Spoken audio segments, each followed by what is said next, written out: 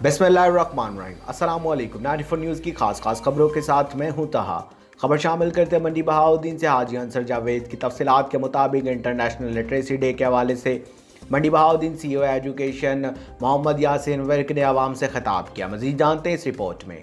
Chief executive officer district education authority Mohammad Yasin work ने महकमा literacy के ज़ेर तमाम आलमी यौम ख़वानदगी के हवाले से गवर्नमेंट हाई सेकेंडरी स्कूल स्वावा बुलानी में आगाही सेमिनार से खिताब करते हुए कहा कि आलमी यौम ख़वानदगी मनाने का मकसद वज़ीर-ए-आला पंजाब के विजन के मुताबिक सूबा भर में महकमा ख़वानदगी व गैर रस्मी बुनियादी तालीम ख़वानदगी में इजाफा है। इस मकसद के हसूल के लिए हुकूमत, सिविल सोसाइटी और माशरे के तमाम तबकात को मिलकर कोशिश करना होगी। उन्होंने कहा कि गैर रस्मी तालीम के असातिज़ा मुबारकबाद के मुस्तहिक हैं, जो बच्चों की तालीम और तरबियत में अहम किरदार अदा कर रहे हैं।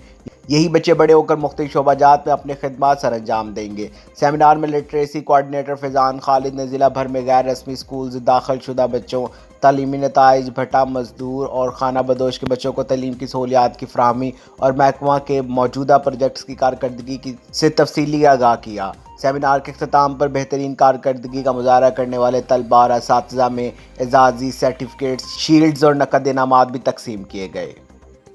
अब तक के लिए सिर्फ इतना ही। मज़ीद खबरों और अपडेट के लिए 94 न्यूज़ के साथ रहिएगा। अपना ख्याल रखिएगा। अल्लाह हाफ़िज़।